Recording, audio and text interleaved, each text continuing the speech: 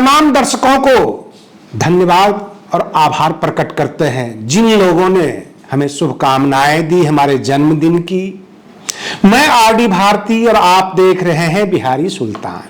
अगर बात समझनी है तो सुननी होगी और सुनने के लिए पूरा वीडियो देखना होगा।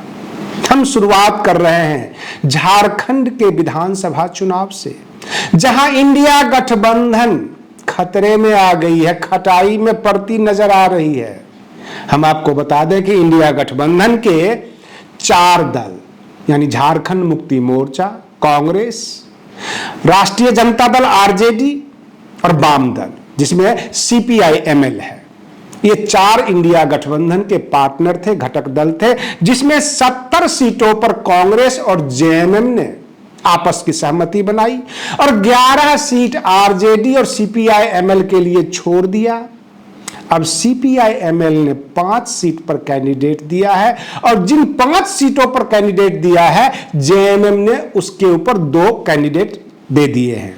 अब वो कहते हैं या तो अपना कैंडिडेट पीछे कीजिए, वापस कीजिए, अन्यथा हम गठबंधन से बाहर जा रहे हैं, हम गठबंधन का हिस्सा नहीं रहेंगे। केवल शुरुआत झारखंड से चुनाव से हुई है कि इंडिया गठबंधन खतरे में जा रही है, लेकिन हम आपको बिहार ले चलते हैं। बिहार में भी इंडिया गठबंधन की समस्याएं हैं और समस्याओं के मूल में जो एनडीए गठबंधन के पार्टनर हैं नीतीश कुमार, जो बिहार के मुख्यमंत्री हैं, उनके एक आदेश में कई बातें छुपी हुई है।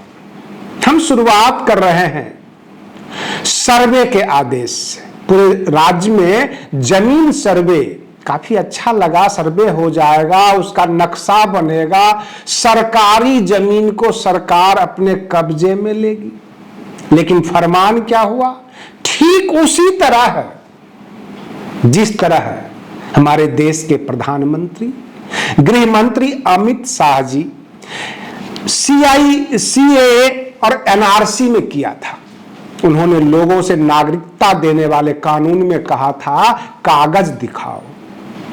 बिहार सरकार भी आम जनता से जमीनों के कागज मांग रहे हैं। अब सवाल ये उठता है, हमारे देश के जो शोषित वंचित वर्ग हैं, कहीं से उन्हें ग्राम सभा की जमीन दे दी गई, बहुत जगह अलॉटमेंट हुए। आपको याद होगा हमारे दर्शकों का, हमारे देश में भूदान आंदोलन भी हुआ था। बहुत सारे लोगों ने अपनी जमीन शोषितों वंचितों को दिया था, जहां पर वो पर्चाधारी बन गए थे, पर्चा कटवा लिया था। तो सरकार ने एक नुक्स निकाल दिया, आप 13 धूर के पर्चा के मालिक हैं, आप इस जमीन को बेच नहीं सकते, आप रह सकते हैं। उन तमाम लोगों से अब नीतीश सरकार कागज मांग रही है, वो कागज दिखाने में आनाकानी करते हैं। और सर्वे रिपोर्ट यह भी निकल कर आया है, इस देश के 34% ऐसे लोग हैं जिनके पास अपना घर नहीं है। वो प्रधानमंत्री आवास योजना की बाट जो होते हैं, वो झोपड़ियों में रहते हैं, यहां तक टेंट लगाकर रहते हैं। अगर आप बाकी 66% लोगों को देखते होंगे, वो मकान वाले हैं, घर वाले हैं, उसमें से 10-20% अट्टालिका वाले होंगे, बड़े बड़े टावर वाले होंगे। यह देश हमारा जो भारत है वैसा नहीं है। 34% लोग आज की तारीख में अपने एक अच्छे मकान की इंतजार में, और इसीलिए प्रधानमंत्री आवास योजना फेमस है जनता के बीच। वो खुश होके कहते हैं इतने करोड़ लोगों को हमने घर दिया। सरकारें आज तक कर क्या रही थी? ये जो आरक्षण का प्रावधान है जब संविधान बना था तब से, इसका मतलब ये वे लोग हैं जो तब भी गरीब थे और आज भी गरीब हैं। और जब सरकार उनसे कागज मांगती है वो परेशान होते हैं कि कागज कहां से दिखाएं। आपके उत्तर प्रदेश में, बिहार में, झारखंड में ऐसे भी लोग हैं जिन्होंने जंगलों को साफ करके वहां पर अपना घर बना लिया। अब वो कागज कहां से लाएंगे? कल को सरकार उनसे कागज मांगेगी। कहीं कागज मांगने के बहाने देश निकाला करने की तैयारी तो नहीं है सरकार की। बेघर तो है ही, अब कागज मांग रहे हैं। किसके ऊपर जुल्म है? और मैं आपको आंतरिक बातें बता देता हूं, हो सकता है मेरी भविष्यवाणी गलत हो, लेकिन 2025 में बिहार में कहीं भाजपा की सरकार तो नहीं बन जाएगी। भाजपा तो कुछ इसी तरह की तैयारी कर रही है। नीतीश कुमार को मुख्यमंत्री बना दिया गया है, नीतीश कुमार से उल्टे सीधे फरमान जारी कराए जाते हैं। तो फिर सांसद गिरिराज सिंह स्वाभिमान यात्रा पे निकले और वो हिंदू मुसलमान करके समाज को दो भागों में बांट रहे हैं, ध्रुवीकरण कर रहे हैं। इधर आरसीपी सिंह जो कभी जदयू से और नीतीश कुमार के खास होते थे, कुर्मी जाति से हैं, बिल्कुल नीतीश कुमार के स्वजातीय हैं। जहां नीतीश कुमार की पकड़ है, जातीय पकड़, वहीं आरसीपी सिंह का भी है। और आरसीपी सिंह के कान में यह कह दिया गया है कि अगला मुख्यमंत्री आप हैं। वो अपनी एक छोटी मोटी पार्टी रजिस्टर्ड करवा रहे हैं। प्रशांत किशोर को लगा दिया गया है कि बुद्धिजीवी तबका को आप समझाने में कामयाब हो जाएंगे कि बिहार में बदलाव की जरूरत है। उधर आरजेडी प्रमुख शहाबुद्दीन के बेटे ओसामा को अपनी पार्टी में ला रहे हैं। कहीं न कहीं से आरजेडी के ऊपर धीरे धीरे इस्लामीकरण का ठप्पा लग जाएगा। ये आरजेडी की गलती भी हो सकती है, सही भी हो सकती है, वो उनकी अपनी सोच है। और चिराग पासवान जो है छठ व्रत में और पूरा हिंदुत्व में शामिल है, तो जाहिर सी बात है वो भाजपा के साथ है, तो ऐसा ही करेंगे। लेकिन चिराग पासवान किसकी चिराग बुझा देंगे, इसकी भी कोई गारंटी नहीं है। जब वाम दल ने वहां शंखनाद कर दिया है झारखंड में, हम इंडिया गठबंधन से बाहर है, तो जाहिर सी बात है कि अब उन्हीं के सांसद जो है पटना में आंदोलन करने के लिए पहुंच चुके हैं। विधानसभा के सामने घेराव करेंगे, धरना करेंगे, प्रदर्शन करेंगे और सवाल करेंगे कि आपने ये कहा था सबको हम पक्का मकान देंगे। 34% लोग जो आज बेघर हैं उनको आपने मकान नहीं दिया, पक्का मकान नहीं दिया, उनके पास कोई नौकरियां नहीं है। हम आपको एक बात और बता देते हैं, बहुत कुछ निकल कर आ रहा है। राजनीतिक रूप से कुछ राजनीतिक दल सामंतवादी हैं, कुछ राजनीतिक दल जो है शोषित वंचित है, पिछड़ा है। उत्तर प्रदेश में अगर सामंतवादी दल कहा जाए तो जिसमें भाजपा तो है ही, उसके बाद सपा का नंबर आता है, जिनके दिमाग में सामंतवादी ताकत होती है कि हम बड़े दल हैं। मैं यहां पर जाति विशेष से नहीं बात कर रहा हूं, एक राजनीतिक दल की सोच बता रहा हूं। आजाद समाज पार्टी, बहुजन समाज पार्टी अपने आप को पिछड़ा राजनीतिक दल मानते हैं।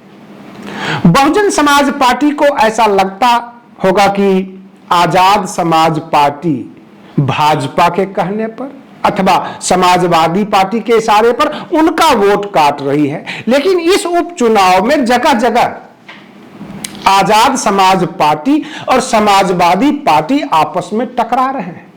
आजाद समाज पार्टी को भी अब यह महसूस होने लग गया है कि समाजवादी पार्टी उनको उठने नहीं देगी। उनको बसपा से ज्यादा खतरा नहीं है, उनको खतरा अगर है तो समाजवादी पार्टी से खतरा है, क्योंकि जो समाजवादी सोच है उसी के पीछे कहीं न कहीं से सामंतवादी सोच भी छिपा हुआ है।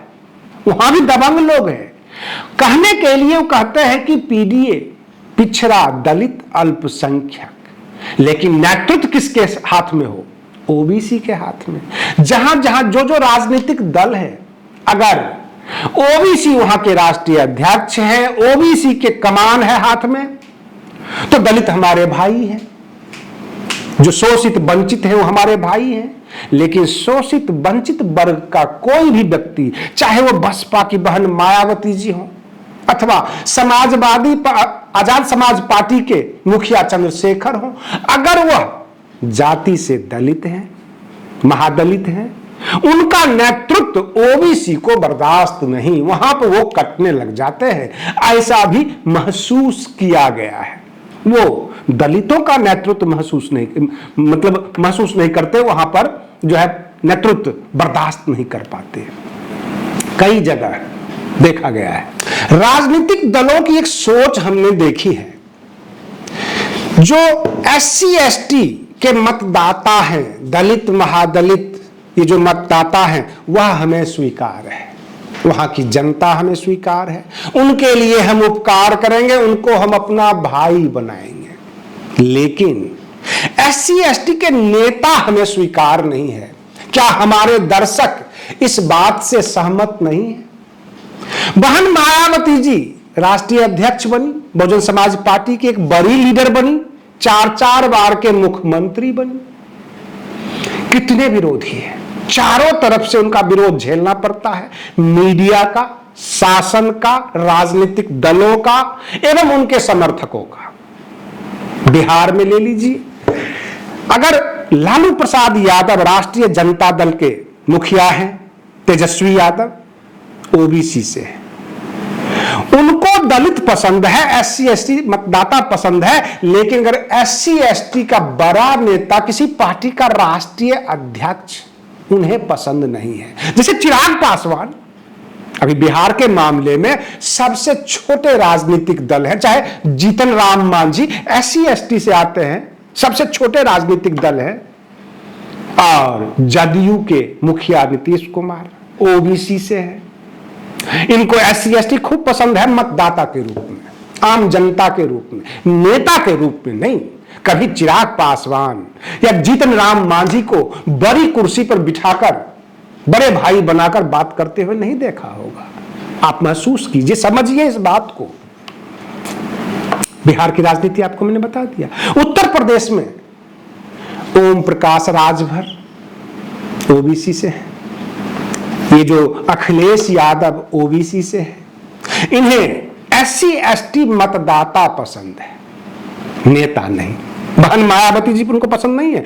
चंद्रशेखर आजाद इस मुगालते में थे कि हम SC ST के नेता हैं, और अखिलेश यादव बड़ी मान सम्मान के साथ लोकसभा चुनाव में हमको 2 4 5 सीट दे देंगे, 5 नहीं 4 ही सही, 3 सीट दे देंगे। लेकिन उनको एक भी सीट नहीं मिला, अकेले नगीना से वो चुनाव लड़े, सांसद बन गए। ये जनता के ऊपर, जनता ने उनके ऊपर कृपा किया है, जनता ने उनको आगे बढ़ाया, किसी नेता ने नहीं। बहन मायावती जी किसी को पसंद नहीं है, क्योंकि वो SC ST के मतदाता नहीं है, नेता है।